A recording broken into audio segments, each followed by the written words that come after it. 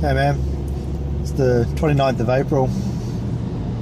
It's a Wednesday, about 8:30 in the morning, and just been listening to a podcast called The Crab Feast, and they were talking a lot about one of the guys who used to work as a gravedigger. I was talking about what are people's plans for when they die, which sounds a bit dark. But it got me thinking that I've got no idea. I haven't really thought much about it. I go, well, what do you do with the kids and the boys? How do I want that to go for them? What do I want to be remembered, or how do I want to be remembered, and what do I want to go on at the funeral for me? And that's all pretty self-indulgent. And I'm starting to think that I always wanted, the classic, cemetery burial, but now I'm leaning more and more towards cremation because it doesn't take up as much space. You don't have to go somewhere to see your loved ones. You see in all the movies stuff about ashes getting knocked over, and it's all a bit weird. So something that's permanently sealed that looks cool, like a piece of sculpture. But that was all about me. Then I started thinking, well, what about our grandparents? I'm not even sure where they're buried. They're here in Sydney. They're probably within an hour of where I live, and I've not been to see them at all. And I'm not pretty sure the cemetery's called Waniora, but I wouldn't know where in there to go and look for them. It's weird.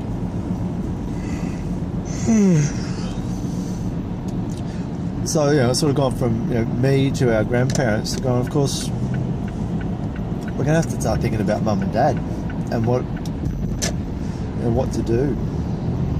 And maybe you and Meredith have had these conversations with them, but I know I haven't. Maybe just because you guys might have talked about it because you were living there as they were getting older and sorting out a bit more of that stuff. But I don't know what to do. Don't know what they want. Don't know what we want for them. How on earth do you organise that sort of thing?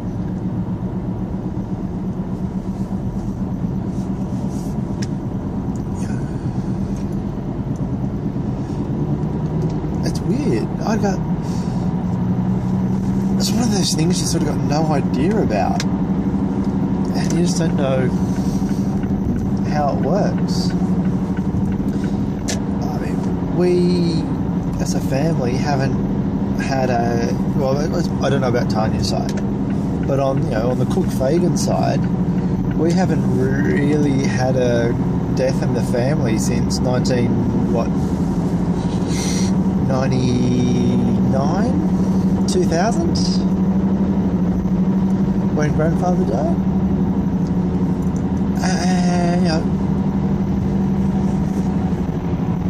You were still in your mid-teens. No one knows what was happening. I mean, I remember going to see grandfather in the funeral home down on where was it? Brisbane Beanley Road at Logan Funerals.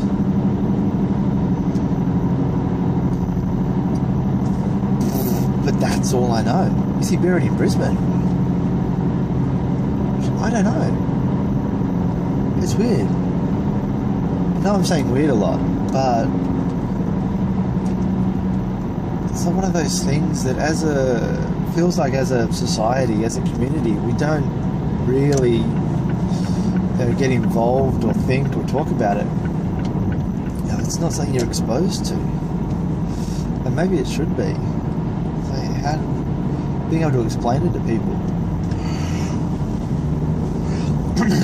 I mean, for me, obviously Tony's not well, but he hasn't been well for a long time. But how will we explain that to the boys?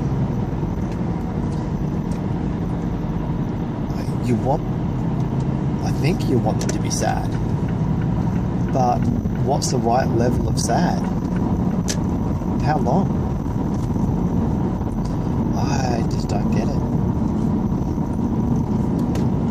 Look, that's all a bit weird.